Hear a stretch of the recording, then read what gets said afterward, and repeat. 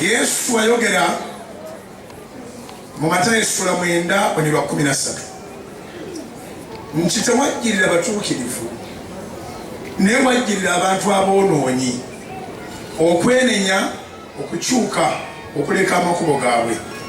Ffenna tetusobola kwewaana nti ffe twamalako tuli boonoonyi abeetaaga okusaasibwa. Abaana bo baakedde ku makya gw'omanyi engeri gy'oba mobilizinze, gw'omanyi engeri gy'obawadde akaseera kano, gw'omanyi engeri gy'ogonzezza omutima gwange buli alinnyewo nayanirizibwa. Weewaawo ndiwo okwaniriza abagenyi.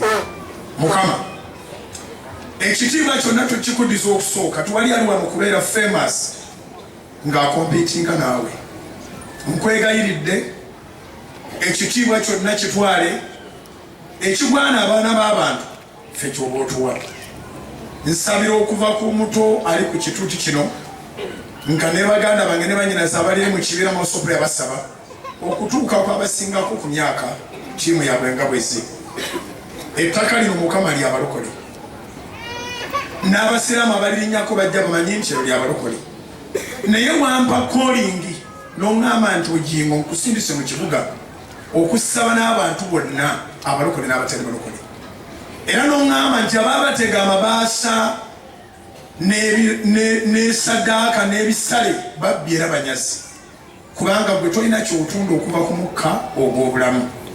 Nkwegayiridde ali obulungi ku akawunti n'atali bulungi batwale omukisa nga ne bazzukulu b'abazzukulu abo bagenda kugusanga. Era nsabanga babayimiridde wano ng'ekibiina kyowampa kibasabira olwaleero lwennyini nga terunaba kuziba wabeerewo obubonero obuteeganika obulaga nti ettaka lye babaddeko ttukuvu, obukole bulamu bwabwe. Ababadde n'obulumi bukomaawo, ababadde n'emisanvu Mukama ogiggyewo, wiiki ebatandikire nga yabyewuunyo nnyo. Tugenda okuyingira mu kusaba n'okusiiba okuggulawo emyezi 6 egigenda okufundikira omwaka. Emyezi 6 taata ogiggaddewo lwaleero ejja 2019, ogiggaddewo leero Mukama. Naye kye tusinga okwebaliza ogiggaddewo nga tuli balamu.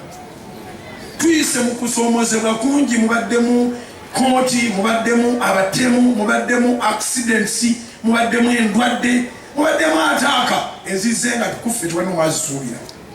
Naye Mukama n'otukola bulungi tutuuse ku lunaku olusembayo olufundikidde emyezi 6 nga tuli balamu. Tukwebaza n'abali ku Salt FM bonna, n'abali ku Salt TV bonna, n'abali ku Salt Media App emitalo w'amayanja. Tewali abuusabuusa kyamagero kyakuba nti awulira era mulamu olwaleero. Kyetuba tukusaba Mukama ku bulamu otuwa ebigenderako. Tusiga ensiga ennungi mu baana bano ey'essaala evira ddala ku mitima gyaffe nga tubaagaliza. Tubasabira obukuumi ono atugambye oluusi amanyi n'okuyingira nga baakedde dda ng'eriemu kitundu. Mukuume nga gy'abeera atambulidde. Tusaba Katonda ow'ekisa obakuume eri ababi. Industries nyingi naye zijjuddemu abantu ab'emitima emibi abatuuka n'ekuddaala ery'okusaba Sitaani ekyokukola abantu bano. Nga bano n'amayembe, nga bano n'amalogo, nga bano n'amajiini, nga bano n'ebyokukola ebya buli ngeri, nga batwala ebifaananyi by'abantu bano mu balogo, bayola ettaka, batwala enviiri, basala ku ngoye, baba uniform namba, baba costumes ne bazitwala mu balogo nga baagala bano bazikire.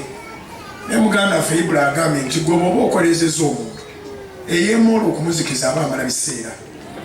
Tukwegayiridde etabaaza z'abana abaana zeyongera okwaka. Tukwegayiridde akabulamu munda yaabwe okutegeera n'okukumanya n'okwagalira ddala kaveemu mu linnya lya Yesu. Tukwegayiridde kabaka wa bakabaka eyo gye bagenze bagende babeere ba ambassadors ba House of Prayer Ministries International, bagende babeere ba ambassadors b'erinnya lyo. Nti twabayisa bulungi, twabaniriza bulungi naye okubale baavu wano tewali n'omu yaddamu kufuna mitawaana nga giri gy'abadde afuna.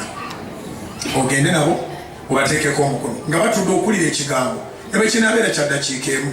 Nkwegayiridde ekigambo ekyo kikole enjawulo mu bulamu bwabwe mu linnya lya Kristo Yesu Mukama waffe.